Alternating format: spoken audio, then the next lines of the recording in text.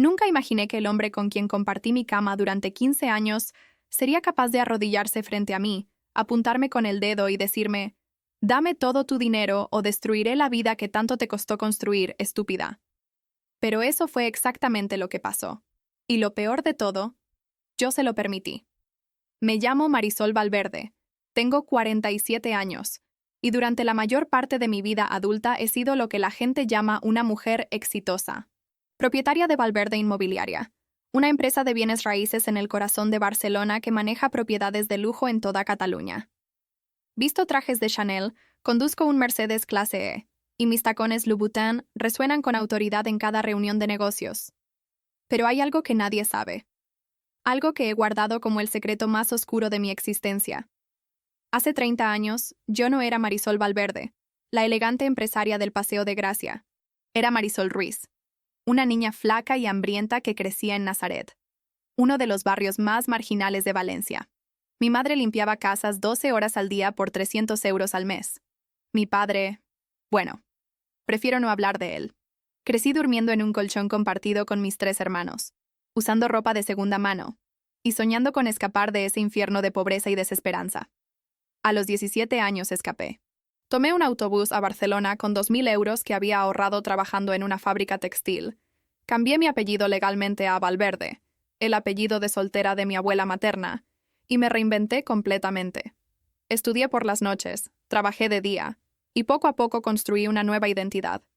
Una identidad que me permitiera olvidar el hambre, la vergüenza, el dolor. Conocí a Ignacio Mendizábal cuando tenía 32 años. Yo acababa de abrir mi primera oficina inmobiliaria, un local pequeño pero prometedor en el Eixample. Él entró buscando un apartamento para invertir, con su traje italiano perfectamente planchado, su sonrisa de galán de telenovela y esos ojos verdes que parecían leer tu alma. Ignacio tenía 37 años, venía de una familia acomodada de San Sebastián, y representaba todo lo que yo siempre había deseado: clase, elegancia, pertenencia. Nos casamos 8 meses después en una ceremonia íntima en Sitges. Fue el día más feliz de mi vida. Finalmente tenía lo que siempre había soñado: un esposo apuesto de buena familia, un negocio próspero y una vida que parecía sacada de una revista de lujo. Durante los primeros años todo fue perfecto. Ignacio trabajaba como consultor financiero, aunque nunca con mucho éxito. Pero no importaba, porque mi negocio crecía exponencialmente. Compramos un precioso piso de 200 metros cuadrados en Sant Gervasi, veraneábamos en Ibiza, cenábamos en los mejores restaurantes de Barcelona. Yo había llegado. Había dejado atrás para siempre a esa niña pobre de Nazaret. Pero había un problema. Ignacio nunca supo la verdad sobre mi pasado. Le dije que venía de una familia de clase media de Valencia, que mis padres habían fallecido en un accidente de tráfico cuando yo era joven, y que había heredado un pequeño capital que me permitió comenzar mi negocio. Él nunca cuestionó mi historia. ¿Por qué lo haría? Yo era exitosa, refinada, y encajaba perfectamente en su mundo de apariencias y superficialidad. Con los años, noté cambios en Ignacio. Se volvió más distante, más irritable. Pasaba horas encerrado en su despacho, hacía llamadas telefónicas que interrumpía bruscamente cuando yo entraba, y sus viajes de negocios a Madrid se hicieron cada vez más frecuentes. Yo sospechaba que había otra mujer, pero nunca tuve pruebas. Y honestamente, estaba tan concentrada en expandir mi negocio que preferí ignorar las señales. Hace 3 meses, todo cambió. Mi prima Dolores, a quien no veía desde hacía 20 años, falleció en Guadalajara, México. Habíamos mantenido contacto esporádico por correo electrónico, pero nunca fuimos muy cercanas. Cuando recibí la notificación de su abogado, quedé sorprendida. Dolores me había nombrado heredera de algunos documentos familiares y objetos personales. Nada de valor monetario, solo papeles viejos y fotografías de nuestra familia en Valencia. El paquete llegó a nuestra casa un martes por la tarde. Ignacio estaba en casa, algo inusual, trabajando desde su despacho. Firmé la recepción y dejé la caja sobre la mesa del comedor, pensando revisarla más tarde. Tenía una reunión importante con unos inversores franceses y no podía perder tiempo. Cuando regresé esa noche, alrededor de las 10, encontré a Ignacio en el salón. Pero no era el Ignacio que yo conocía. Sus ojos brillaban con una intensidad extraña, casi maníaca. Tenía documentos esparcidos sobre la mesa de centro, papeles que reconocí inmediatamente. Eran de la caja de Dolores. «Marisol», dijo con una voz que nunca antes le había escuchado, una mezcla de triunfo y desprecio. Tenemos que hablar. Mi corazón comenzó a latir con fuerza. Miré los papeles dispersos. Fotografías viejas de mi infancia en Nazaret, certificados escolares con mi apellido real, cartas de mi madre, mi pasado expuesto sobre esa mesa como cadáveres en una autopsia. Has estado mintiéndome durante 15 años, continuó Ignacio, levantándose lentamente. No eres quien dices ser. Vienes de la nada, de la basura. Intenté mantener la compostura, esa máscara de control que había perfeccionado durante décadas. Ignacio, puedo explicártelo. Mi pasado no define quién soy ahora. Construí todo esto con mi propio esfuerzo. No me interrumpas. Me cortó con brusquedad. Caminó hacia mí con pasos medidos, como un depredador acechando a su presa. Pero eso no es todo lo que encontré en esa caja, ¿verdad? También encontré esto. Sacó un sobre amarillento de su bolsillo trasero. Lo reconocí inmediatamente. Era una carta del abogado de Dolores, fechada 2 meses antes de su muerte. La carta mencionaba una inversión familiar conjunta, que Dolores y yo habíamos discutido años atrás. Un proyecto inmobiliario en Playa del Carmen que nunca se concretó porque ninguna de las dos tenía el capital necesario. 600.000 euros, dijo Ignacio, leyendo fragmentos de la carta. Tu prima menciona nuestra futura fortuna, el proyecto que cambiará nuestras vidas. Has estado ocultándome dinero, Marisol. Mucho dinero. Mi mente trabajaba a toda velocidad. Ignacio había malinterpretado completamente la carta. Ese proyecto nunca existió realmente. Fue solo un sueño que Dolores y yo compartimos durante una borrachera hace 5 años. No había 600.000 euros. No había fortuna escondida. Pero mirando los ojos de Ignacio, vidriosos por la codicia, supe que explicarle sería inútil. Ignacio, eso no es lo que piensas. ¡Cállate!, gritó, y por primera vez en nuestro matrimonio, sentí miedo real. Sé exactamente lo que es. Has estado guardando una fortuna mientras yo... se interrumpió, pasándose las manos por el cabello con desesperación. En ese momento, una pieza del rompecabezas encajó en mi mente. Los viajes frecuentes, las llamadas secretas, la irritabilidad creciente. Ignacio tenía problemas. Problemas de dinero. ¿Cuánto debes?, pregunté en voz baja. Su rostro se contrajo en una mueca de rabia. Eso no es asunto tuyo. Lo que sí es asunto mío es ese dinero que has estado ocultando. Y vas a dármelo. Todo. No hay dinero, Ignacio. Esa carta habla de un proyecto que nunca... No terminé la frase. Ignacio se acercó hasta quedar a centímetros de mi rostro. Podía oler el whisky en su aliento. Escúchame muy bien, Marisol. O me das acceso a ese dinero, o mañana mismo enviaré estas fotografías y documentos a todos tus socios comerciales, a tus clientes más importantes, a cada revista de sociedad de Barcelona. Destruiré tu preciosa reputación. Todos sabrán que la elegante Marisol Valverde es una mentirosa, una impostora que vino de un barrio de mala muerte. ¿Cuántos contratos crees que conservarás cuando descubran quién eres realmente?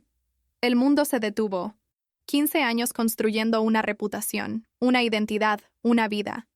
Todo amenazado por el hombre que juró amarme y protegerme.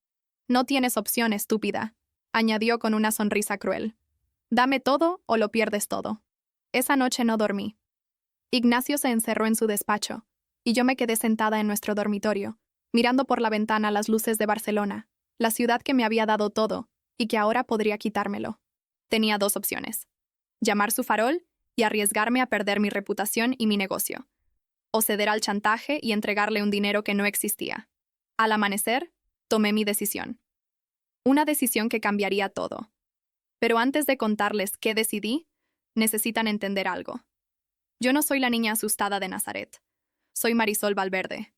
Y nadie, absolutamente nadie, me quita lo que me costó sangre, sudor y lágrimas construir. Lo que no sabía entonces era que los próximos 3 días serían los más oscuros y, paradójicamente, los más reveladores de mi vida. La mañana siguiente llegó demasiado rápido.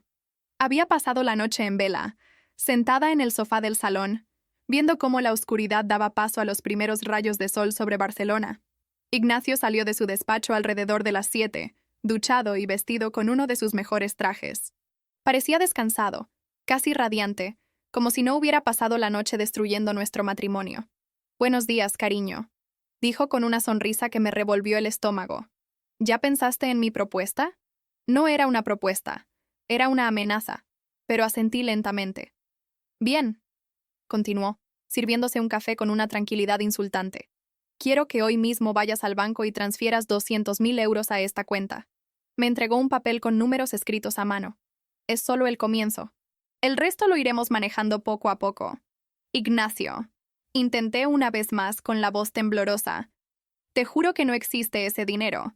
La carta de mi prima habla de un proyecto que nunca se concretó. No hay herencia, no hay fortuna escondida. Su expresión cambió instantáneamente.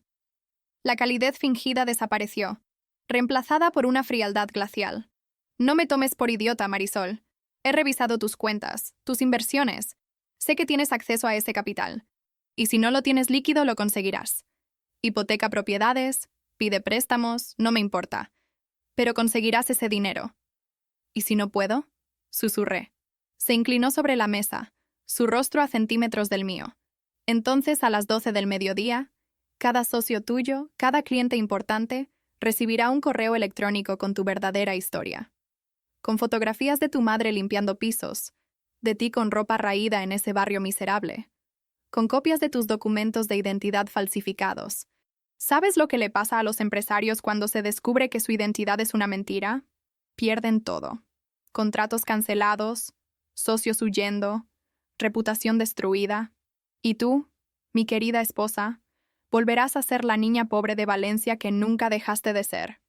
Me levanté de la mesa, temblando. No de miedo, sino de rabia. Pero sabía que no podía mostrarle esa rabia. No todavía. Dame hasta el final del día, dije con la voz más firme que pude. Necesito organizar las transferencias. Tienes hasta las 6 de la tarde, respondió, mirando su reloj Rolex, el mismo que yo le había regalado en nuestro 10º aniversario. Ni un minuto más. Salí de casa a las 8 de la mañana.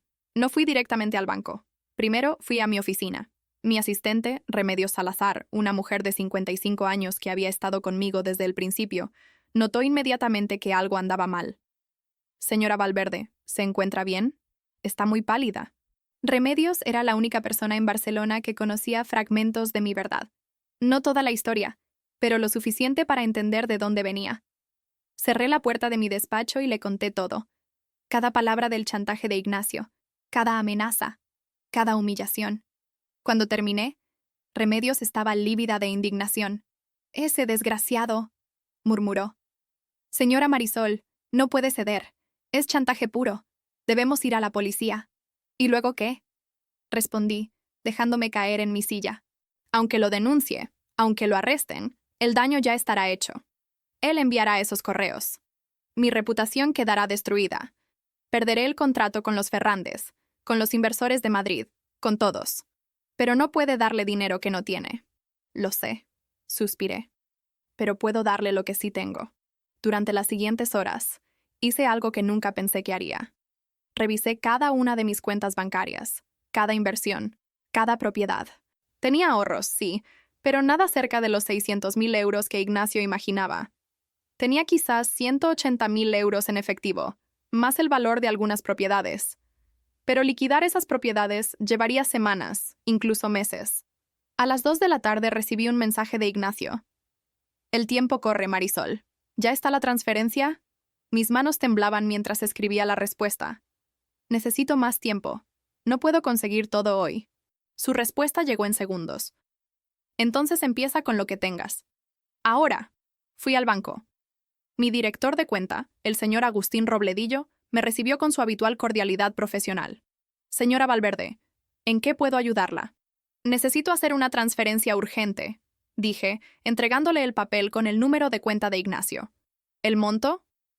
Tragué saliva. «100.000 euros». El señor Robledillo alzó las cejas ligeramente, pero mantuvo su compostura profesional. «Entendido. ¿Es una transacción comercial?» «Personal», respondí secamente. 20 minutos después, 100.000 euros de mi sudor y trabajo desaparecieron en la cuenta de mi esposo. Volví a casa con el comprobante, sintiéndome vacía por dentro. Ignacio estaba en el salón, bebiendo whisky como si fuera agua. Cuando le mostré el comprobante, sonrió con esa expresión de satisfacción cruel que me revolvió el estómago. «Bien, muy bien. Pero esto es solo el principio, Marisol. Mañana quiero otros 100,000. No tengo otros 100,000 disponibles, respondí, intentando mantener la calma. Entonces consíguelos. Vende algo, hipoteca algo. No me importa cómo, pero los consigues. Se acercó a mí y el olor a alcohol era nauseabundo. ¿O prefieres que empiece a enviar correos electrónicos? Los siguientes 2 días fueron un infierno. Ignacio se convirtió en mi carcelero. Monitoreaba cada llamada, cada movimiento. Exigió acceso a mis cuentas bancarias, a mis tarjetas de crédito, a las escrituras de las propiedades que tenía a mi nombre. El segundo día, transferí otros 50,000 euros. Era todo lo que me quedaba en ahorros líquidos. Ignacio apenas pareció satisfecho. Todavía faltan 450,000, dijo, como si estuviera hablando del clima. Las joyas, vendré las joyas. Mis joyas, los diamantes que había comprado para celebrar mi primer millón en ventas, los pendientes de esmeraldas que me regalé cuando cumplí 40 años, el collar de perlas que pertenecía a mi abuela. Cada pieza representaba un logro, un momento de orgullo, una victoria. No, dije, sorprendiéndome incluso a mí misma. Ignacio se giró lentamente, con esa sonrisa sádica que ahora parecía permanente en su rostro. ¿Perdón? No voy a venderte mis joyas. Lo que vino después fue peor que el chantaje. Ignacio entró a nuestro dormitorio como un huracán, abrió mi joyero con violencia y comenzó a llevarse todo. Cuando intenté detenerlo, me empujó con tal fuerza que caí sobre la cama. Ya no son tuyas, gruñó, llenando sus bolsillos con décadas de mis logros. Nada es tuyo. Todo es mío ahora. Esa noche, mientras Ignacio roncaba borracho en el sofá, me senté en el baño y lloré por primera vez en 20 años. Lloré por la niña de Nazaret que había luchado tanto por escapar de la pobreza. Lloré por la mujer que construyó un imperio con sus propias manos. Lloré por el matrimonio que había sido una mentira desde el principio. Pero más que nada, lloré de rabia. Al tercer día, Ignacio llegó con documentos legales. Papeles que me daban náuseas solo de mirarlos.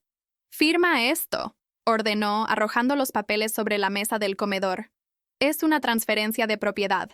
El apartamento del Bourne, el local comercial en Gracia, las 2 plazas de garaje en el Eixample. Todo a mi nombre». «Estás loco», susurré. «Esas propiedades valen más de 500,000 euros combinadas».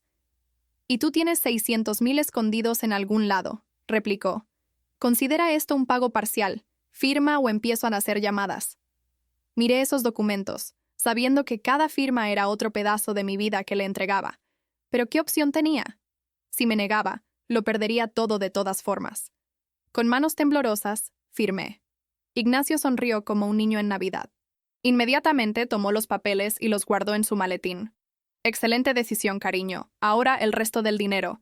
Quiero otros 100,000 euros antes del fin de semana». «No tengo más dinero líquido, Ignacio. Me has quitado todo».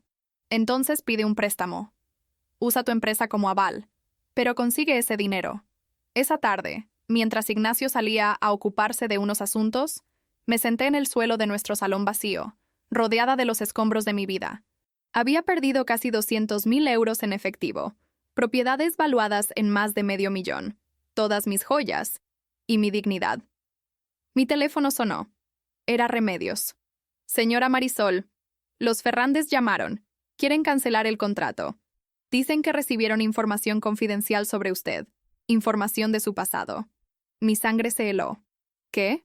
Lo siento mucho». También llamó el señor Domenech de Madrid. Dice que necesita reconsiderar su asociación con nosotros. Ignacio había comenzado a enviar los correos. A pesar de que le había dado todo lo que tenía, estaba cumpliendo su amenaza de todas formas. Cuando Ignacio regresó esa noche, oliendo a perfume de mujer y con una sonrisa de satisfacción repugnante, lo enfrenté. «Enviaste los correos, a pesar de que te di todo lo que pediste». Se encogió de hombros con indiferencia. «Solo a un par de contactos, para que sepas que hablo en serio. El resto depende de ti. Consigue el dinero que falta, o todos lo recibirán». En ese momento, algo se rompió dentro de mí. No de dolor, sino de claridad. Vi a Ignacio por lo que realmente era. Un hombre débil, desesperado, dispuesto a destruir a la única persona que lo había amado genuinamente. «¿Cuánto debes?», pregunté con voz calmada. Su rostro palideció ligeramente. «Eso no...» ¿Cuánto debes? Grité, y por primera vez vi miedo en sus ojos. 300,000, murmuró. Agente que no acepta excusas. Todo cobró sentido. Las apuestas, los viajes frecuentes, la desesperación. Ignacio no me estaba chantajeando por codicia. Me estaba chantajeando porque su vida estaba en peligro. ¿Y crees que yo tengo ese dinero escondido? Dije, más como afirmación que como pregunta. Sé que lo tienes. La carta de tu prima era sobre un proyecto que nunca existió. Lo interrumpí. No hay 600,000 euros, Ignacio. Nunca los hubo. Has vaciado mis cuentas, robado mis propiedades, destruido mi reputación, por dinero que solo existía en tu imaginación desesperada. El color desapareció completamente de su rostro. Por primera vez en 3 días, vi algo parecido a la realización en sus ojos. Estás mintiendo, susurró, pero su voz carecía de convicción. Revisa los documentos tú mismo. Llama al abogado de Dolores en Guadalajara. Pregúntale sobre esa supuesta herencia. Te dirá lo que yo te he estado diciendo. No existe. Ignacio se dejó caer en el sofá con el rostro entre las manos. Durante un momento, casi sentí lástima por él. Casi. ¿Qué he hecho? Murmuró. Destruiste todo, respondí con frialdad. Tu matrimonio, mi negocio, nuestro futuro. Todo por una fantasía. Se levantó bruscamente y salió de la casa sin decir palabra. Escuché el motor de su coche alejándose en la noche barcelonesa. No volví a verlo durante 2 días. Y cuando finalmente recibí su llamada, 3 días después de que comenzara esta pesadilla, todo cambió de una manera que nunca habría imaginado. Los 2 días siguientes fueron los más extraños de mi vida. Un silencio absoluto llenaba el apartamento vacío. Ignacio se había esfumado sin dejar rastro, llevándose consigo mi dinero, mis propiedades y los últimos vestigios de confianza que alguna vez tuve en el amor. Me senté frente a mi ordenador portátil y abrí el programa de contabilidad de mi empresa. Las cifras no mentían. Valverde Inmobiliaria, la compañía que había construido desde cero durante 15 años, estaba al borde del colapso financiero. Sin capital líquido, con 3 contratos importantes cancelados por los rumores que Ignacio había sembrado, y con mis mejores propiedades ahora en manos de mi extorsionador esposo. Remedios apareció en mi casa la mañana del segundo día con café y magdalenas caseras. Me encontró todavía en pijama, rodeada de documentos legales y pañuelos usados. Señora Marisol, dijo con firmeza, esto tiene que terminar. Necesita recuperarse y pelear. ¿Pelear con qué, Remedios? Me quitó todo. Mis ahorros, mis propiedades, incluso las joyas de mi abuela. Y lo peor es que todavía puede arruinarme completamente si envía esos correos al resto de mis contactos. Remedios se sentó a mi lado y tomó mis manos entre las suyas. Escúcheme bien. Usted es la mujer más fuerte que conozco. Vino de la nada y construyó un imperio. Un hombre cobarde y desesperado no puede destruir eso. Pero necesita actuar, ahora. Tenía razón. Llorar y lamentarme no iba a devolverme nada. Necesitaba un plan. Pasé las siguientes horas haciendo llamadas. Primero, contacté con mi abogada, Beatriz Ochoa, una mujer brillante especializada en derecho familiar y fraudes financieros. Marisol, dijo Beatriz después de escuchar toda la historia. Esto es extorsión clara. Podemos denunciarlo penalmente. Las transferencias forzadas, las amenazas documentadas en mensajes de texto, todo eso es evidencia. ¿Y mis contratos cancelados? ¿Mi reputación destrozada? Eso llevará tiempo reconstruirlo, no voy a mentirte. Pero legalmente tenemos un caso sólido. El problema es encontrar a Ignacio para presentar cargos. Ahí estaba el obstáculo principal. Ignacio había desaparecido completamente. Su teléfono móvil estaba apagado, sus cuentas de redes sociales inactivas. Era como si se hubiera evaporado. Decidí tomar un enfoque diferente. Contraté a un investigador privado, Sebastián Quiroga, recomendado por Beatriz. Sebastián era un exdetective de la Policía Nacional con reputación de encontrar a cualquiera. «Deme 48 horas», dijo después de revisar toda la información que tenía sobre Ignacio. «Si sigue en España, lo encontraré». Mientras Sebastián trabajaba, yo me enfocaba en salvar mi empresa. Llamé a cada cliente que había cancelado contratos. Algunos colgaron inmediatamente. Otros al menos me dieron la oportunidad de explicar. «Señor Fernández», le dije al que había sido mi cliente más importante. «Entiendo su preocupación. Sí, hay aspectos de mi pasado que no compartí públicamente. Vengo de orígenes humildes. Pero eso no cambia la calidad de mi trabajo ni mi integridad profesional. Le he conseguido propiedades valoradas en más de 2 millones de euros en los últimos 3 años. Esos resultados hablan por sí mismos. Hubo una larga pausa al otro lado de la línea. Señora Valverde, respondió finalmente, no me importa si viene de un palacio o de un barrio obrero. Me importa que me mintió sobre su identidad. Eso genera desconfianza. Tiene razón, admití. Pero la mujer que le mintió sobre su apellido es la misma que le ha dado servicio impecable. Si decide darme otra oportunidad, le prometo total transparencia de ahora en adelante. No recuperé el contrato ese día, pero al menos planté una semilla de posibilidad. Al tercer día, exactamente 72 horas después de la última vez que vi a Ignacio, mi teléfono sonó. Era un número desconocido con prefijo de Málaga. Contesté con el corazón acelerado. ¿Marisol? La voz al otro lado era apenas un susurro ronco. Ignacio. ¿Dónde estás? Pregunté fríamente. Lo que escuché después me heló la sangre. Sollozos. Ignacio, el hombre que me había chantajeado y robado todo, estaba llorando como un niño asustado. Marisol. Marisol, por favor, necesito tu ayuda. ¿Mi ayuda? La risa que salió de mi garganta era amarga como la hiel. Después de lo que me hiciste, ¿tienes el descaro de pedirme ayuda? Por favor, me van a matar. Están aquí. Me encontraron. No tengo el dinero. No tengo nada. Vendí todo lo que me llevé, las joyas, todo. Pero no es suficiente. Dicen que si no les pago 300.000 euros antes del viernes, van a... Su voz se quebró en un sollozo patético. Esos son tus problemas, Ignacio. Tú creaste este desastre. Era todo mentira. No había herencia. Vendí tus propiedades por una fracción de su valor real. Las joyas apenas me dieron 40.000 euros. He reunido solo 180.000. Me faltan 120.000 y estos hombres no aceptan excusas. Marisol, por favor, eres mi esposa. Era tu esposa, lo corregí. Hasta que decidiste convertirte en mi peor enemigo.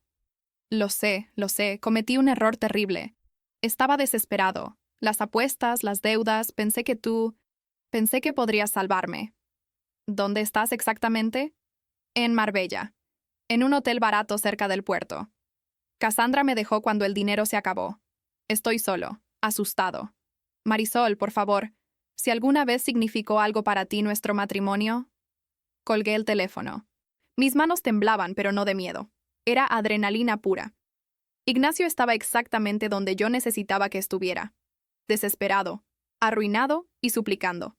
Remedios, que había estado escuchando toda la conversación, me miró con preocupación. No estará pensando en ayudarlo, ¿verdad? Sonreí por primera vez en días.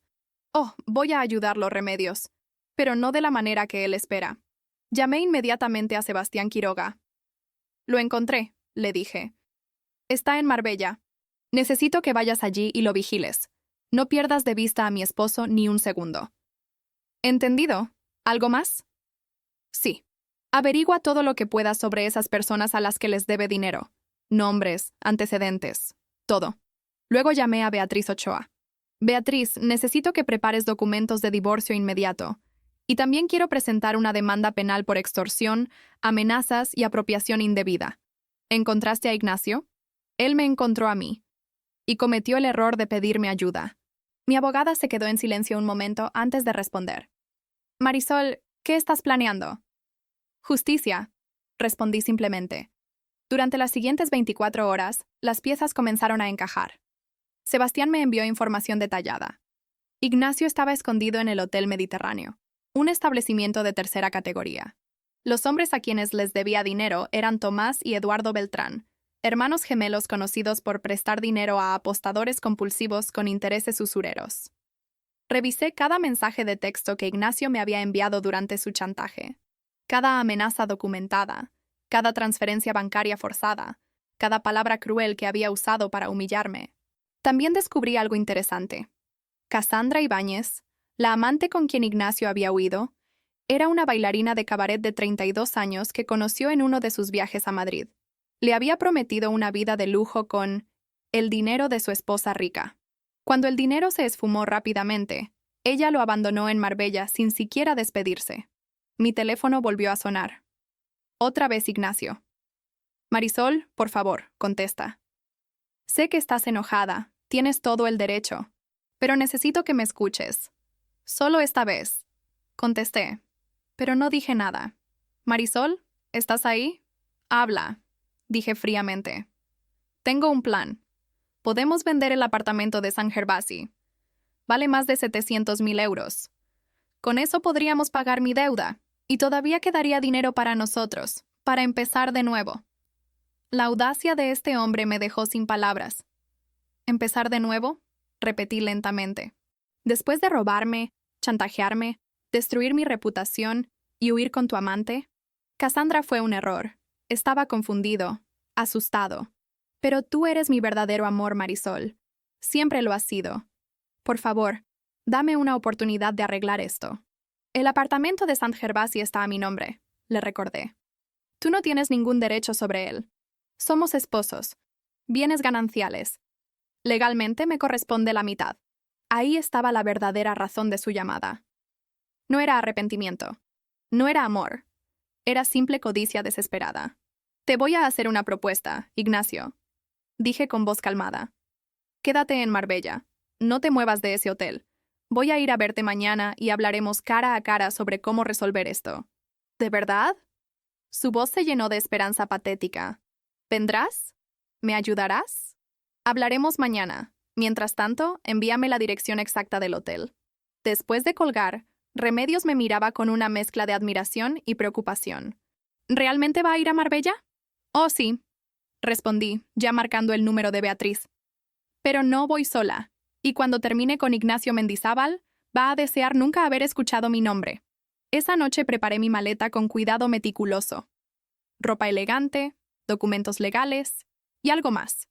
Una pequeña grabadora digital que Sebastián me había conseguido. Legal en España para grabar conversaciones propias sin consentimiento de la otra parte. También llamé a alguien que no había visto en años. Mi hermano menor, Vicente Ruiz, quien ahora era teniente de la Guardia Civil en Málaga. Le conté toda la historia. Ese cabrón, murmuró Vicente cuando terminé. Marisol, voy a estar cerca cuando te reúnas con él. Por si acaso. No necesito protección, Vicente. Necesito un testigo. Tendrás ambos. A la mañana siguiente, tomé el tren AVE a Málaga. Durante el viaje de 5 horas, repasé mentalmente cada paso de mi plan. Ignacio me había quitado todo pensando que era rica. Ahora iba a descubrir el verdadero costo de su error. Cuando el tren se detuvo en la estación María Zambrano de Málaga, respiré profundamente. La niña pobre de Nazaret había crecido. La mujer que salió de ese tren era una guerrera, y estaba lista para la batalla final.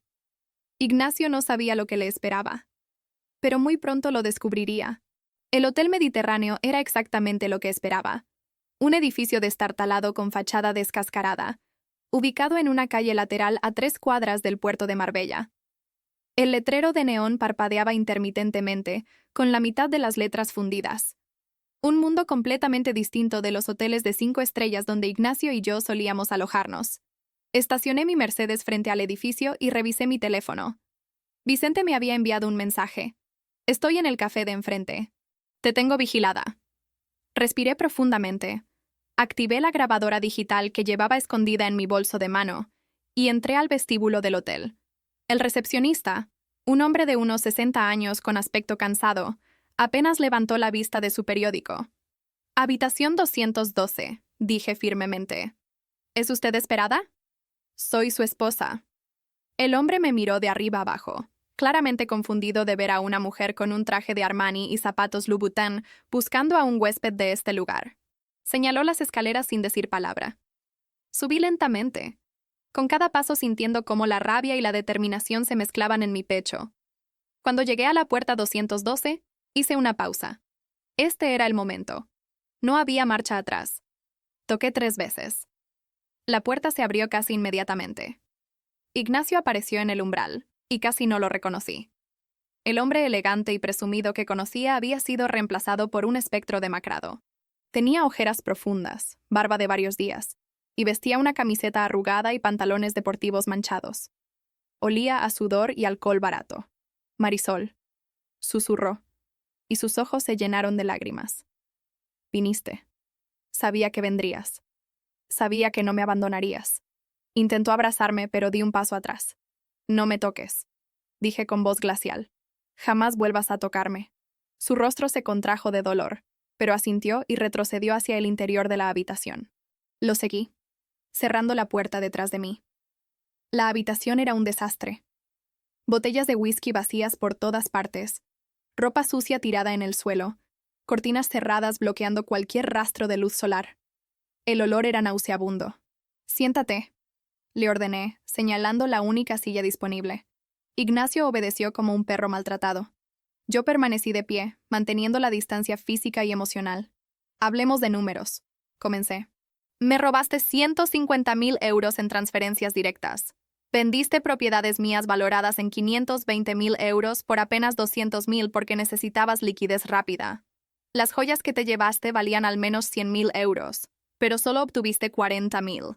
En total, me costaste alrededor de 770,000 euros. ¿Es correcto? Ignacio asintió miserablemente, con la cabeza gacha.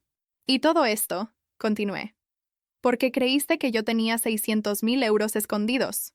Una fantasía creada por tu mente desesperada al malinterpretar una carta sobre un proyecto que nunca existió. Lo siento, murmuró. Lo siento tanto, Marisol. Estaba cegado por el pánico. Esos hombres, los hermanos Beltrán, me amenazaron con romperme las piernas si no les pagaba. Pensé que tú podías salvarme. Pensé que... ¿Pensaste? Lo interrumpí con voz afilada como un cuchillo. No pensaste en absoluto, Ignacio. Actuaste como un cobarde egoísta que prefirió destruir a su esposa antes que enfrentar las consecuencias de sus propias acciones. Levantó la vista, y había auténtico terror en sus ojos. ¿Vas a ayudarme? ¿Verdad que sí? El apartamento de San Gervasi, podemos venderlo. Todavía hay tiempo. Los Beltrán me dieron hasta el viernes. Hoy es jueves, observé. ¿Cuánto has reunido hasta ahora? 190,000 euros, respondió rápidamente. Me faltan 110,000. Si vendemos el apartamento por 700,000, podríamos pagar la deuda y todavía nos quedarían casi 500,000 para empezar de nuevo. Para irnos de España, si es necesario, comenzar en otro país donde nadie nos conozca. La fantasía de este hombre no tenía límites. ¿Y qué te hace pensar que yo te daría un solo euro más? Su rostro palideció. Porque seguimos casados. Porque compartimos 15 años juntos. Porque dijiste en las buenas y en las malas. Me acerqué lentamente hasta quedar frente a él. Mi sombra lo cubría completamente. Tienes razón en una cosa. Todavía estamos casados, legalmente al menos, pero eso va a cambiar muy pronto. Saqué de mi bolso un sobre grueso que contenía documentos perfectamente organizados por Beatriz Ochoa. Estos son papeles de divorcio, dije, dejándolos caer sobre su regazo. Causales, abandono del hogar, infidelidad comprobada y extorsión económica. También es una demanda penal por amenazas, chantaje y apropiación indebida de bienes. Ignacio tomó los documentos con manos temblorosas. Mientras leía, el color desaparecía completamente de su rostro. No puedes hacer esto. Yo te necesito. Si me denuncian penalmente, iré a prisión. Y si no pago a los Beltrán antes del viernes, estaré muerto. Marisol, por favor, eres mi única esperanza. Yo era tu esposa, respondí fríamente. Pero elegiste convertirme en tu víctima. Ahora vas a enfrentar las consecuencias. Se levantó de golpe, los documentos cayendo al suelo. Había desesperación salvaje en sus ojos. No puedes abandonarme así, después de todo lo que hemos compartido. ¿Cómo tú me abandonaste cuando huiste con Cassandra Ibáñez? Contraataqué. Sí, lo sé todo sobre ella.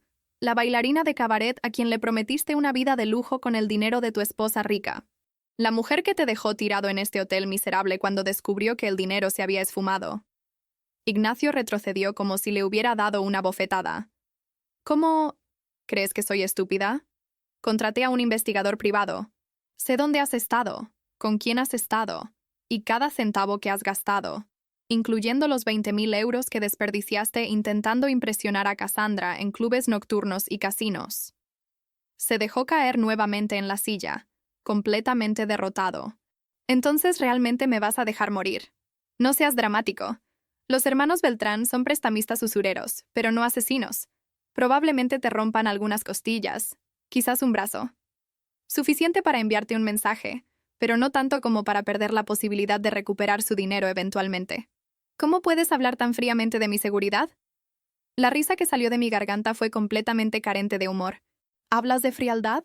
Tú me miraste a los ojos, me llamaste estúpida, me amenazaste con destruir mi vida, me robaste cada céntimo que había ganado con mi sangre y sudor, y luego huiste con tu amante.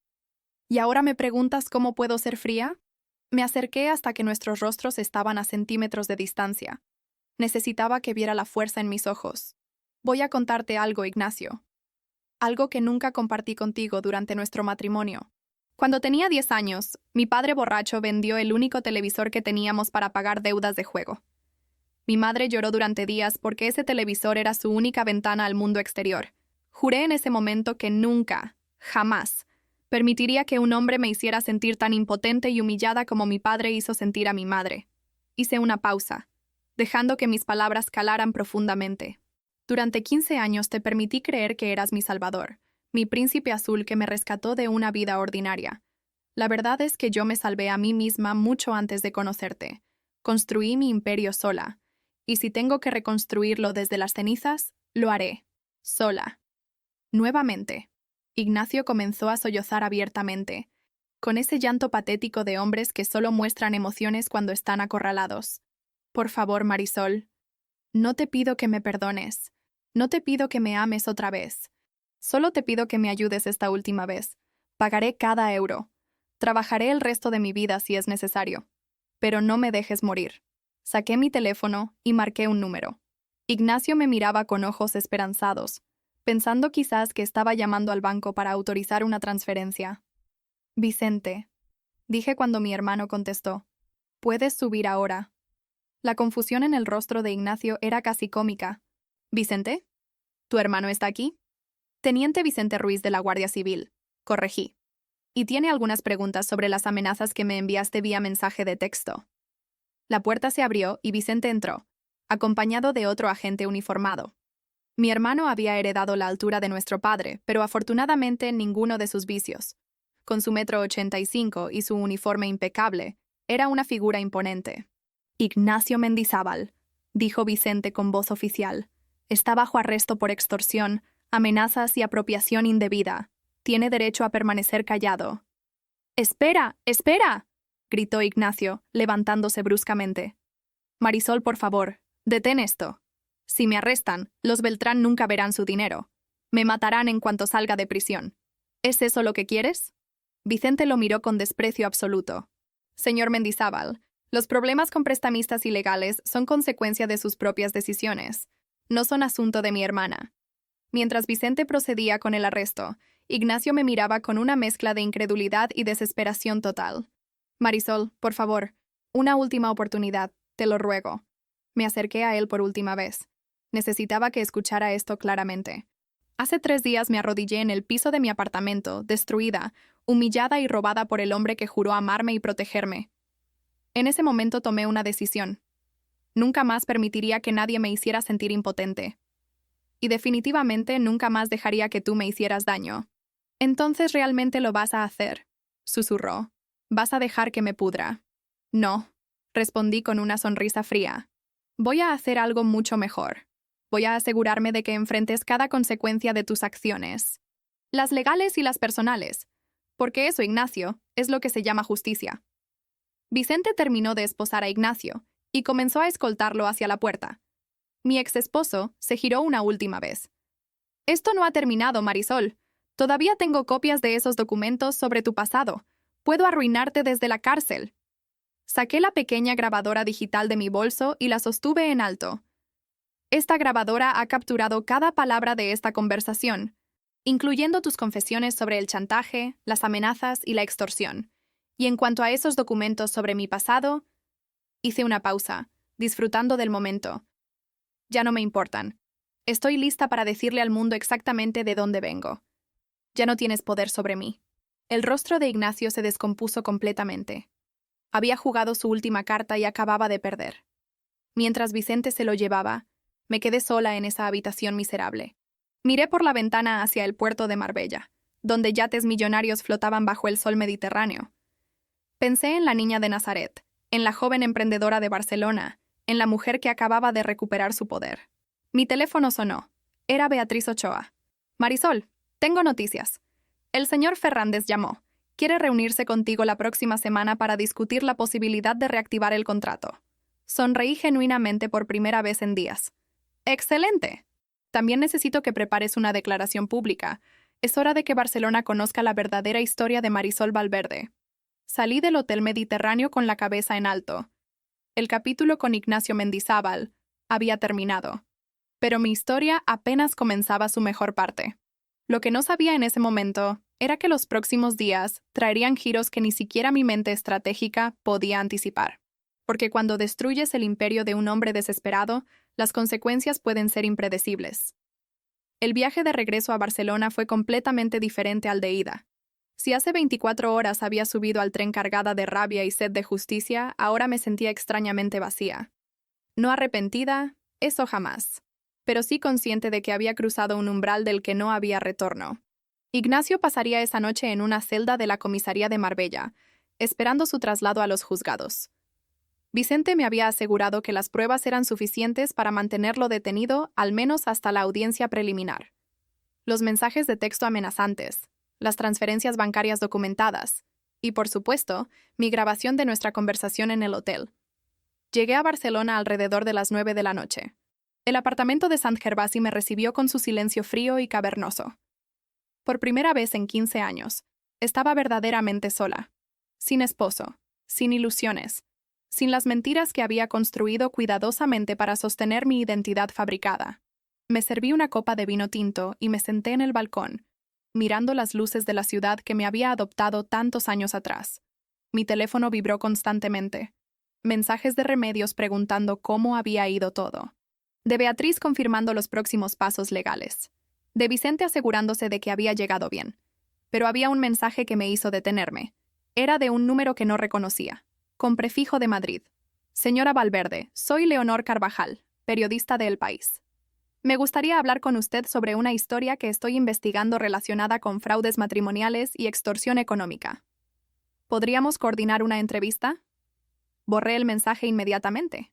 Lo último que necesitaba era que mi vida se convirtiera en un escándalo mediático. Aunque, pensándolo bien, quizás ya lo era. A la mañana siguiente, llegué temprano a mi oficina. Remedios ya estaba allí, con café recién hecho y esa mirada maternal que siempre me reconfortaba. «Cuénteme todo», dijo, cerrando la puerta de mi despacho. Le narré cada detalle de mi encuentro con Ignacio. Su estado deplorable, sus súplicas patéticas, el arresto. Cuando terminé, Remedios tenía lágrimas en los ojos. Hizo lo correcto, señora Marisol. Ese hombre no merecía ni un gramo de su compasión. Lo sé, pero no puedo evitar preguntarme si fui demasiado lejos, si debí... No, me interrumpió firmemente. Usted le dio años de su vida, de su amor, de su confianza. Él eligió traicionarla de la manera más vil posible. Las consecuencias son suyas, no de usted. Pasé las siguientes horas revisando el estado de mi empresa. Las cifras eran brutales, pero no catastróficas. Con los 150.000 euros que Ignacio me había robado, más el valor de las propiedades vendidas apresuradamente, había perdido casi 700.000 euros en total. Mi capital líquido estaba prácticamente agotado. Pero Valverde Inmobiliaria todavía tenía activos. Propiedades en alquiler que generaban ingresos mensuales, comisiones pendientes de contratos antiguos, y sobre todo, mi reputación profesional, que aunque dañada, no estaba completamente destruida. Mi teléfono sonó. Era el señor Fernández. Señora Valverde, buenos días. He estado pensando mucho sobre nuestra última conversación. Mi corazón latió con fuerza. Este contrato representaba casi 200.000 euros en comisiones. Le agradezco que me contacte, señor Fernández. Mire, no le voy a mentir. Lo que descubrí sobre su pasado me perturbó inicialmente, pero he hecho averiguaciones. Hablé con otros clientes suyos, revisé los resultados que me ha dado en estos 3 años. Y la conclusión es simple. Usted es una profesional excepcional. Su origen no cambia eso. Tuve que contener las lágrimas. Eso significa mucho para mí, señor Fernández. Hay una condición, continuó. Quiero total transparencia de ahora en adelante. Nada de secretos, nada de medias verdades. ¿Podemos acordar eso? Absolutamente. Tiene mi palabra. Entonces reactivaremos el contrato. Mi asistente le enviará los documentos actualizados esta tarde. Cuando colgué, Me permití un momento de victoria silenciosa. Era solo un contrato, pero representaba algo mucho más grande: la posibilidad de recuperación. Esa misma tarde, Beatriz Ochoa vino a mi oficina con noticias del caso penal contra Ignacio. El juez ha aceptado todas las evidencias: los mensajes, las transferencias forzadas, la grabación de Marbella. Ignacio tendrá una audiencia en 10 días. Sus abogados están intentando negociar un acuerdo, por supuesto. ¿Qué tipo de acuerdo? Devolución completa del dinero robado a cambio de reducción de cargos. Probablemente evitaría prisión si acepta pagar todo lo que te quitó. Me recosté en mi silla, considerando las opciones. El problema es que ya no tiene ese dinero. Lo gastó pagando parte de sus deudas y manteniendo a su amante. Exacto. Por eso sus abogados están proponiendo un plan de pago a largo plazo. 15 años, con intereses. 15 años. La misma duración de nuestro matrimonio. La ironía era casi poética. ¿Y qué pasa con los hermanos Beltrán? ¿Esas deudas de juego? Beatriz hizo una mueca. Eso es otro asunto legal completamente separado. Los Beltrán están siendo investigados por usura y préstamos ilegales, pero Ignacio sigue debiéndoles dinero, y ellos no son el tipo de personas que esperan pacientemente decisiones judiciales. Entonces está atrapado entre la justicia legal y la justicia de la calle. Básicamente sí. Esa noche recibí una llamada inesperada. Era la madre de Ignacio, doña Amelia Mendizábal, una mujer de 72 años a quien apenas había visto durante nuestro matrimonio. Vivía en San Sebastián y mantenía una relación distante con su hijo. Marisol, dijo su voz temblorosa al teléfono, sé que no tengo derecho a pedirte nada. Sé lo que Ignacio te hizo. Pero es mi hijo, el único que tengo. Doña Amelia, con todo respeto, su hijo tomó decisiones que destruyeron mi vida. No hay nada que pueda hacer por él. No te pido que retires los cargos. Entiendo que debe enfrentar consecuencias, pero hay hombres peligrosos buscándolo. Hombres que no les importa que esté en prisión o no. Tienen contactos en todas partes. Marisol, por favor, te lo suplico, ayúdame a proteger a mi hijo. Su desesperación era genuina, y algo en mi corazón se ablandó. No por Ignacio, sino por esta madre que nunca había hecho nada para lastimarme. ¿Qué quiere que haga exactamente? Habla con esos hombres, los hermanos Beltrán. Negocia algo. Ignacio dice que tú eres la mujer más inteligente que conoce. Si alguien puede encontrar una solución, eres tú. La solicitud era absurda. ¿Por qué debería arriesgarme interactuando con prestamistas peligrosos para salvar al hombre que me había traicionado? Doña Amelia, lo siento mucho, pero no puedo. Te pagaré, interrumpió. Tengo ahorros, 100.000 euros. Es todo lo que tengo, pero es tuyo si ayudas a Ignacio a resolver esto con los Beltrán. 100.000 euros. Dinero que necesitaba desesperadamente para reconstruir mi empresa. Déjeme pensarlo, dije finalmente. Después de colgar, me quedé mirando el teléfono durante largos minutos. ¿Realmente estaba considerando esto?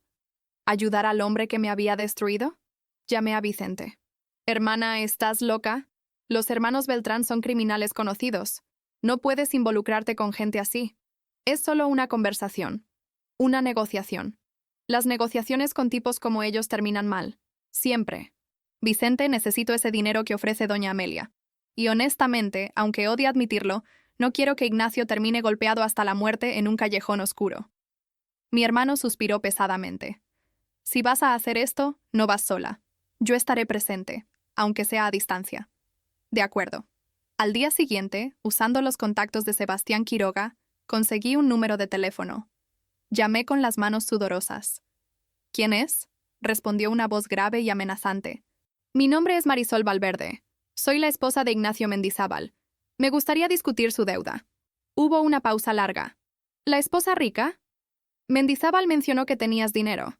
Tengo una propuesta que podría interesarles. ¿Podemos reunirnos? Mañana, 2 de la tarde, bar El Ancla en el puerto de Barcelona. Ven sola. Estaré allí. Esa noche apenas dormí. Me debatía entre la cordura y la locura de lo que estaba a punto de hacer. Pero había algo más profundo en juego. Algo que tenía que ver con cerrar este capítulo completamente. En mis propios términos. A la mañana siguiente, me vestí con mi mejor traje de negocios. Si iba a negociar con criminales, lo haría con la armadura de la profesional que había construido durante años. Llegué al bar El Ancla 15 minutos antes de la hora acordada. Vicente estaba apostado en un café al otro lado de la calle, vigilando. Llevaba mi teléfono con GPS activado y conexión abierta con mi hermano. A las 2 en punto exactas, dos hombres entraron al bar. Eran gemelos idénticos, ambos de complexión robusta, cabezas rapadas, con tatuajes visibles en el cuello. Los hermanos Beltrán. Se sentaron frente a mí sin saludar. 5 minutos, dijo uno de ellos. Habla. Respiré profundamente y comencé la negociación más peligrosa de mi vida. Ignacio Mendizábal les debe 300.000 euros. Pagó 190.000. Quedan 110.000 pendientes. Propongo liquidar la deuda completamente con un solo pago de 120.000 euros, 10.000 adicionales como compensación por las molestias.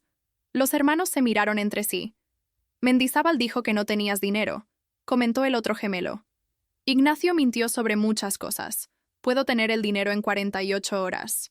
A cambio, ustedes firman un documento certificando que la deuda está saldada y que no volverán a contactar ni a Ignacio ni a nadie relacionado con él. ¿Documento? Se rió uno de ellos. No hacemos negocios con papeles, señora. Entonces no hay trato, dije firmemente comenzando a levantarme. Espera, dijo el otro, poniendo una mano pesada sobre la mesa. ¿Por qué harías esto? Mendizábal te robó, te traicionó. ¿Por qué pagar sus deudas? Era una pregunta válida, una que yo misma me había hecho 100 veces. Porque quiero cerrar este capítulo completamente, sin cabos sueltos, sin amenazas pendientes. Pago esto, y Ignacio Mendizábal deja de ser mi problema de cualquier forma. Los hermanos Beltrán se miraron nuevamente, manteniendo una conversación silenciosa. 130.000, dijo finalmente uno de ellos. Y tienes 24 horas, no 48. Era un ultimátum. O aceptaba sus términos, o Ignacio enfrentaría consecuencias violentas. De acuerdo, pero quiero el documento firmado en el momento del pago. Trato hecho. Salí del bar El Ancla con las piernas temblando. Vicente me esperaba afuera, con el rostro pálido de preocupación. ¿Estás bien?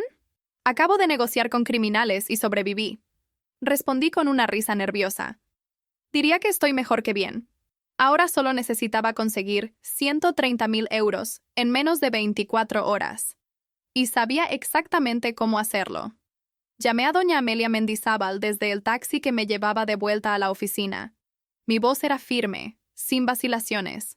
Doña Amelia, necesito que transfiera 100.000 euros a mi cuenta hoy mismo. Tengo 24 horas para saldar la deuda de Ignacio con los hermanos Beltrán, o las consecuencias serán irreversibles. ¿Hablaste con ellos, con esos hombres? Su voz temblaba de miedo y alivio simultáneamente. Negocié un acuerdo. 130.000 euros para liquidar completamente la deuda. Usted pone 100.000, yo pondré los 30.000 restantes. ¿Por qué harías esto, Marisol? Después de todo lo que Ignacio te hizo. No lo hago por él, respondí con total honestidad. Lo hago por usted, que nunca me ha faltado al respeto. Y lo hago por mí, porque necesito cerrar este capítulo de mi vida de una vez por todas. Sin deudas pendientes, sin amenazas flotando en el aire. Hubo un silencio largo antes de que doña Amelia respondiera. Eres una mujer extraordinaria, Marisol. Mi hijo fue un tonto al no valorarte. Te transferiré el dinero dentro de 1 hora. Cuando llegué a mi oficina, Remedios me esperaba con expresión alarmada. Señora Marisol, acabo de recibir una llamada extraña. Un hombre preguntando por usted, diciendo que tenía información importante sobre negocios pendientes. Sonaba amenazante. Tranquila, Remedios. Es parte de algo que estoy manejando. Todo está bajo control. Aunque decía esas palabras, mi estómago estaba hecho un nudo. Estaba jugando con fuego, negociando con criminales, usando los últimos restos de mis recursos financieros. Pero había algo liberador en ello. Por primera vez en semanas, yo estaba en control de la situación. Revisé mi cuenta bancaria. Con los 100.000 euros de doña Amelia y mis últimos 30.000 euros de ahorros de emergencia, tendría exactamente lo necesario. Quedaría completamente sin reservas económicas, viviendo únicamente de los ingresos mensuales de mis alquileres y las comisiones de contratos nuevos. Era un riesgo enorme. Pero también era la única forma de garantizar que Ignacio no terminara gravemente herido o muerto, lo cual, sin importar cuánto lo odiara, no deseaba. Al día siguiente, a las 11 de la mañana, me reuní nuevamente con los hermanos Beltrán, esta vez en una oficina discreta en el distrito de Poble-Sec.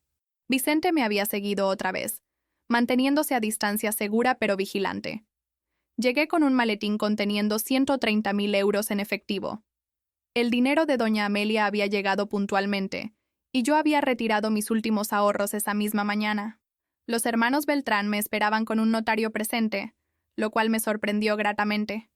Al menos tenían cierta profesionalidad en medio de su criminalidad. «El dinero», dijo uno de ellos sin preámbulos. Abrí el maletín sobre la mesa. 130.000 euros perfectamente organizados en fajos de 50 euros. Uno de los hermanos comenzó a contar meticulosamente mientras el otro me observaba con una mezcla de curiosidad y respeto.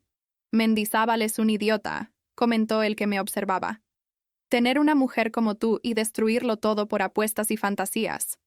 No respondí. No necesitaba su validación. Después de 20 minutos de conteo silencioso, confirmaron que el monto era exacto. El notario preparó un documento certificando que Ignacio Mendizábal había saldado completamente su deuda con Tomás y Eduardo Beltrán, y que no existían reclamaciones futuras. «Firma aquí», indicó el notario. Los 4 firmamos, los hermanos Beltrán, el notario y yo como representante de Ignacio bajo un poder notarial que Beatriz había preparado aprovechando que todavía estábamos legalmente casados. Cuando salí de esa oficina con el documento sellado en mi bolso, sentí como si me hubieran quitado un peso de 500 kilos de los hombros. Ignacio podría ser un traidor y un cobarde, pero al menos ahora no tendría que mirar por encima del hombro temiendo una paliza o algo peor. Fui directamente desde allí a los juzgados, donde Beatriz me esperaba para la audiencia preliminar de Ignacio. Era la primera vez que lo vería desde su arresto en Marbella. Cuando lo trajeron a la sala, esposado y vestido con el uniforme naranja de los detenidos, casi no pude reconocerlo. El hombre que alguna vez fue mi esposo elegante y presumido ahora parecía un fantasma.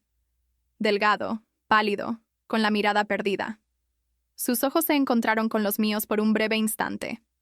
Vi arrepentimiento allí, y miedo, y algo más que no pude identificar.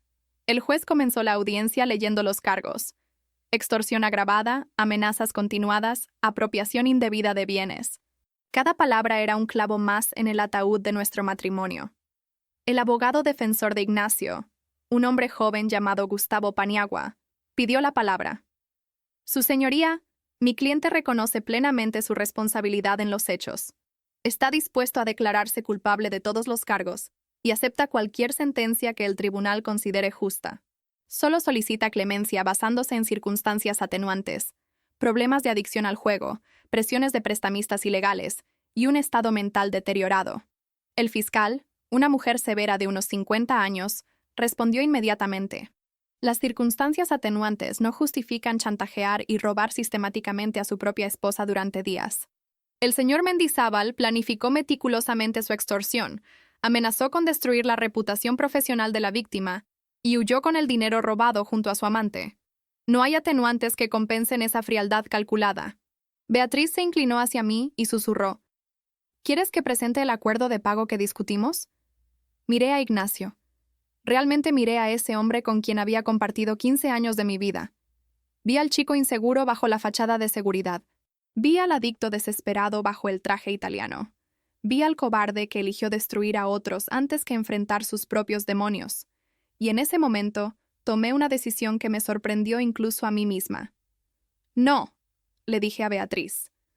«Déjalo enfrentar las consecuencias completas». Beatriz parpadeó, sorprendida.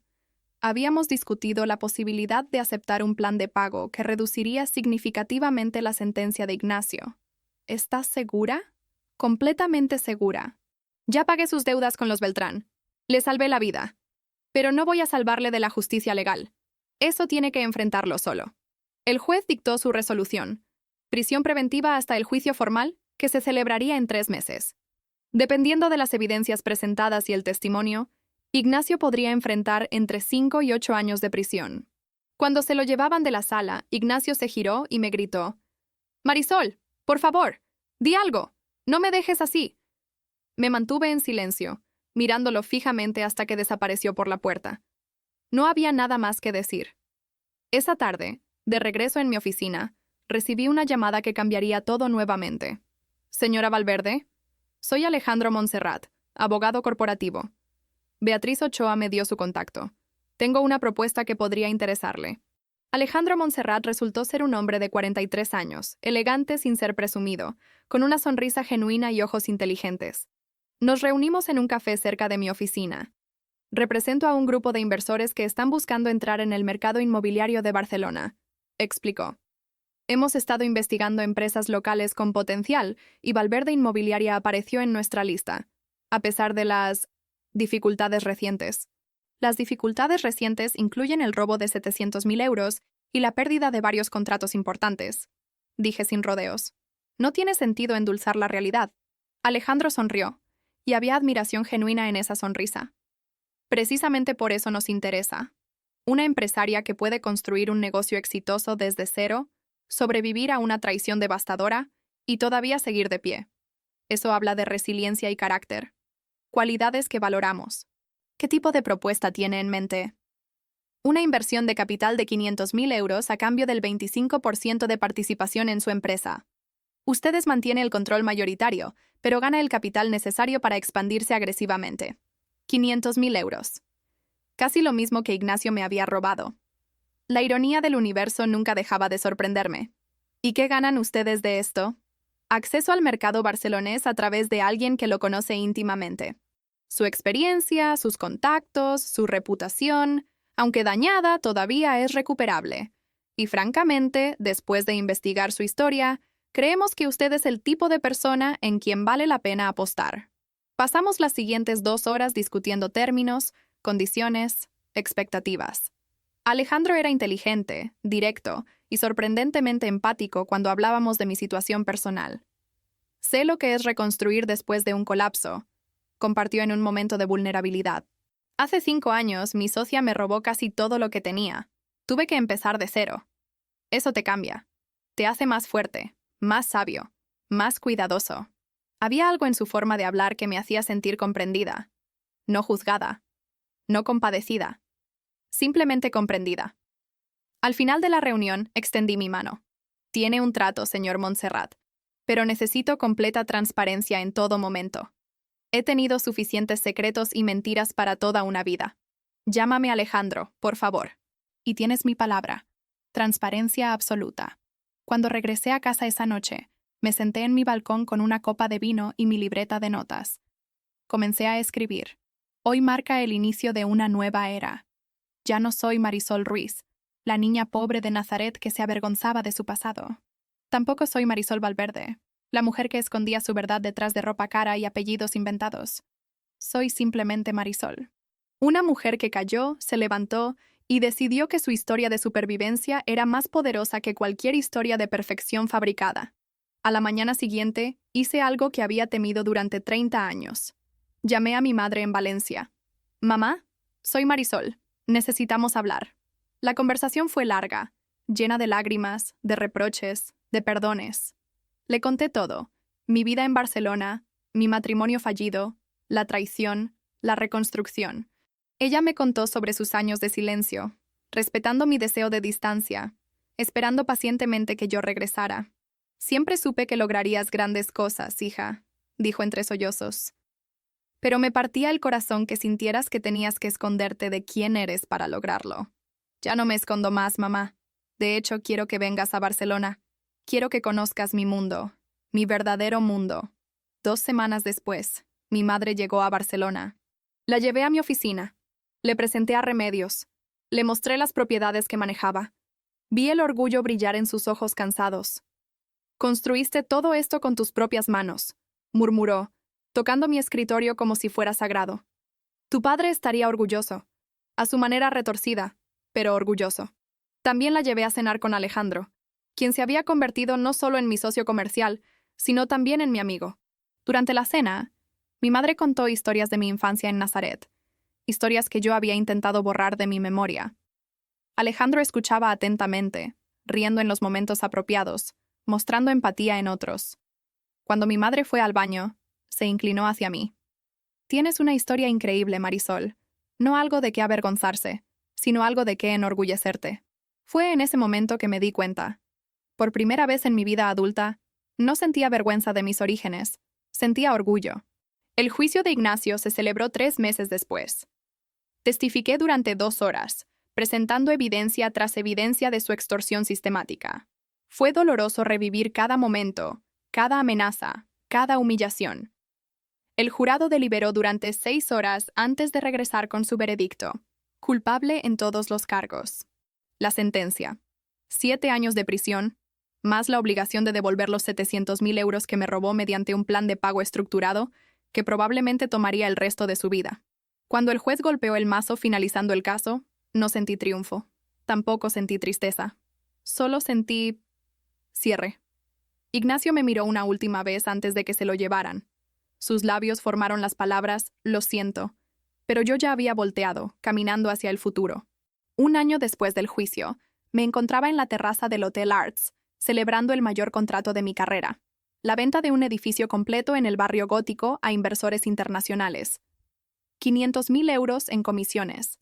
Valverde Inmobiliaria no solo había sobrevivido, había prosperado más allá de mis sueños más ambiciosos. Alejandro estaba a mi lado, brindando con champán. Durante estos 12 meses, nuestra relación había evolucionado de socios comerciales a algo mucho más profundo. No fue un romance de telenovela, lleno de pasión desbordante y declaraciones dramáticas. Fue algo mejor. Una conexión genuina basada en respeto mutuo, transparencia absoluta y la comprensión de dos personas que habían sido traicionadas y habían elegido volver a confiar. Por la mujer más extraordinaria que conozco, dijo Alejandro alzando su copa, que convirtió cenizas en diamantes. Brindamos mientras el sol se ponía sobre el Mediterráneo, tiñendo el cielo de naranjas y rosas imposibles. Era uno de esos momentos perfectos que te hacen creer que todo el dolor anterior valió la pena. Mi teléfono vibró. Un mensaje de Remedios. Señora Marisol, acaba de llegar un paquete para usted. Es de la prisión de Quatre Camins. Mi estómago se tensó. Ignacio. No había tenido contacto directo con él desde el juicio, aunque sabía por Beatriz que estaba cumpliendo su sentencia sin incidentes mayores. Trabajaba en la biblioteca de la prisión y asistía a terapia para adicción al juego. ¿Malas noticias?, preguntó Alejandro, notando mi cambio de expresión. No lo sé todavía. Es de Ignacio. ¿Quieres que vaya contigo a abrirlo? Esa era la diferencia entre Alejandro e Ignacio. Alejandro ofrecía apoyo sin imposición, preguntaba en lugar de asumir.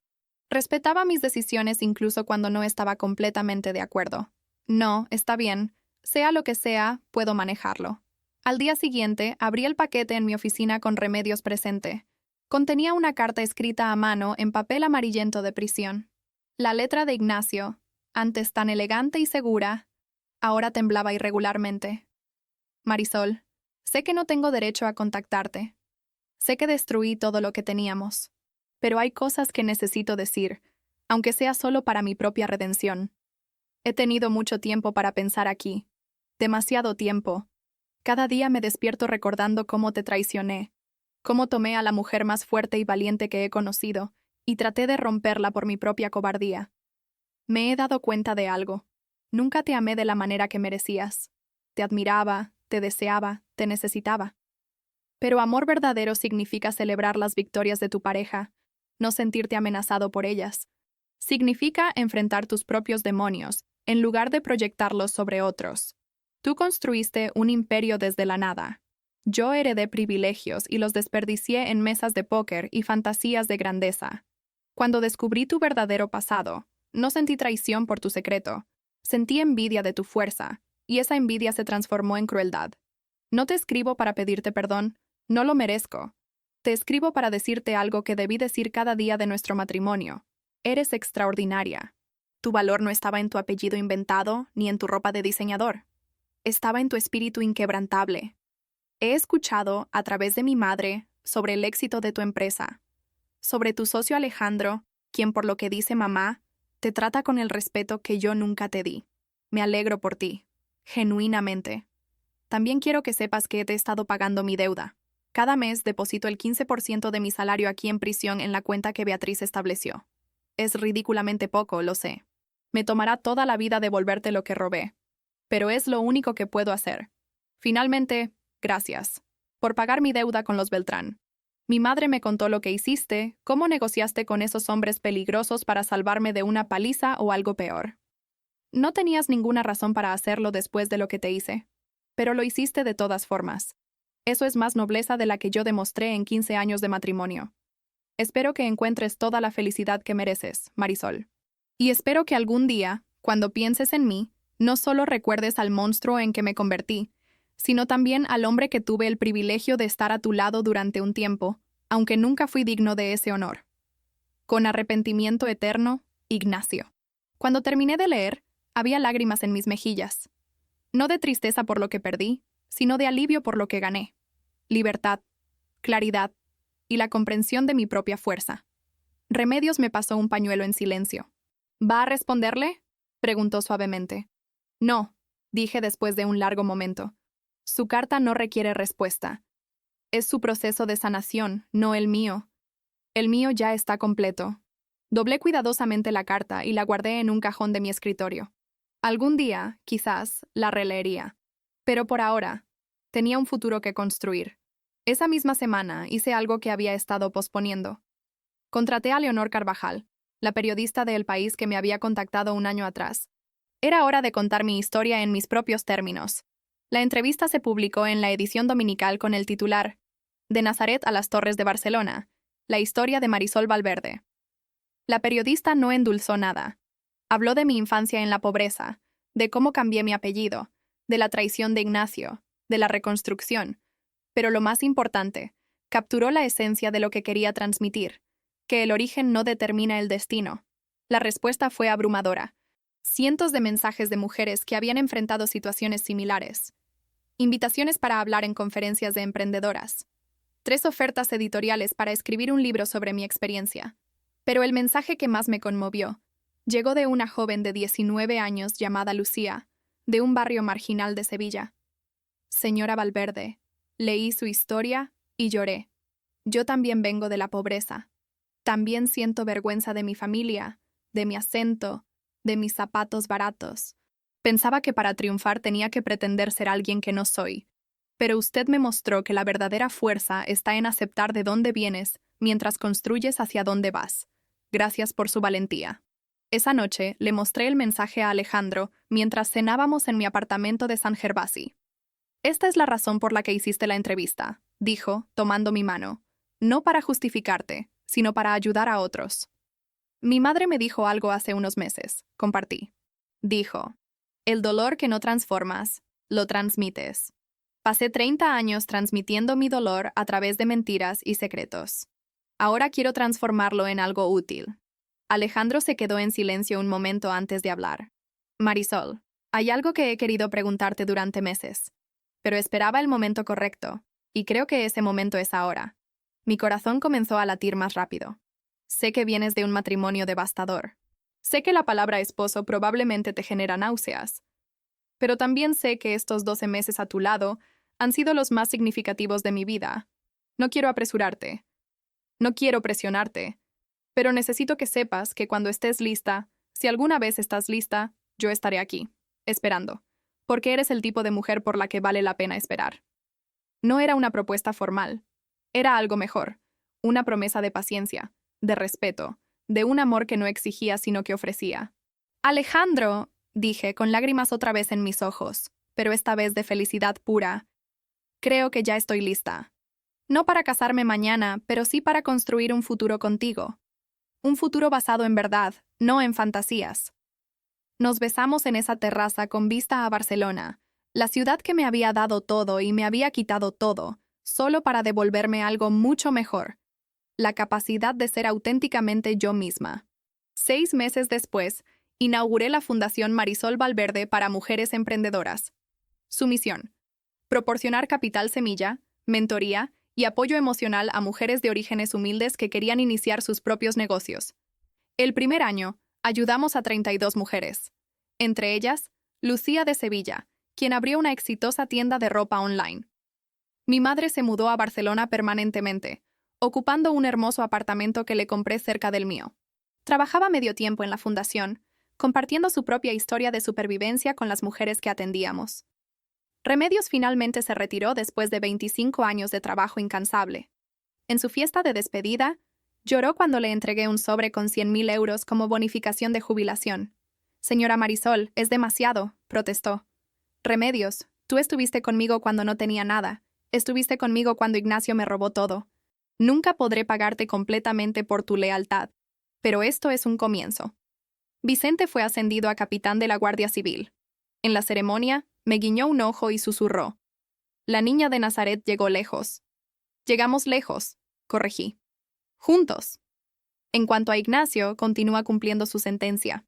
Su madre me mantiene actualizada ocasionalmente. Aparentemente, está escribiendo un libro sobre adicción al juego y las consecuencias de decisiones destructivas.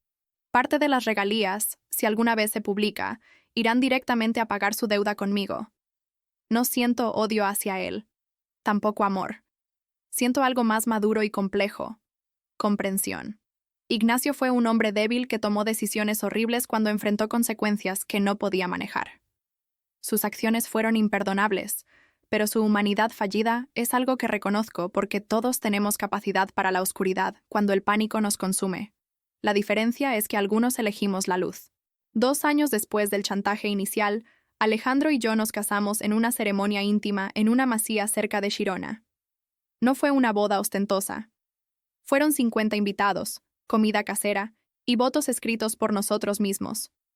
Cuando llegó mi turno de hablar, miré a Alejandro y dije: Hace 3 años, estaba en el piso de mi apartamento, destruida por la traición del hombre que juró amarme. En ese momento oscuro, pensé que nunca volvería a confiar. Pensé que el amor era una mentira diseñada para destruir a los vulnerables. Te conocí, Alejandro, y me enseñaste que el verdadero amor no destruye, construye. No exige perfección. Celebra autenticidad. No esconde verdades. Las abraza con valentía. Hoy no me caso contigo porque me completas. Me caso contigo porque me respetas lo suficiente como para dejarme ser completa por mí misma. No hubo un solo ojo seco en esa ceremonia. Ahora, cada mañana me despierto en nuestro hogar. Miro por la ventana hacia Barcelona extendiéndose bajo el sol Mediterráneo y pienso en la niña de Nazaret que soñaba con escapar. Escapó. Pero no corriendo hacia una identidad falsa, corriendo hacia su verdadero yo. Mi historia no es un cuento de hadas donde la princesa es rescatada. Es la historia de una mujer que se rescató a sí misma, que cayó, se levantó y decidió que su supervivencia sería su mayor victoria. Ignacio me chantajeó creyéndome rica. Me quitó casi 1 millón de euros. Me humilló, me traicionó, intentó destruirme. Pero 3 días después de su llamada llorando y suplicando perdón, yo ya estaba reconstruyendo. Y ahora, años después, soy más rica de lo que él jamás imaginó. No en dinero, aunque eso también llegó, sino en algo mucho más valioso: integridad, amor verdadero y la paz que viene de vivir auténticamente. Mi nombre es Marisol Valverde, antes Marisol Ruiz. Empresaria, esposa, hija, mentora y sobreviviente. Esta es mi historia, y apenas está comenzando.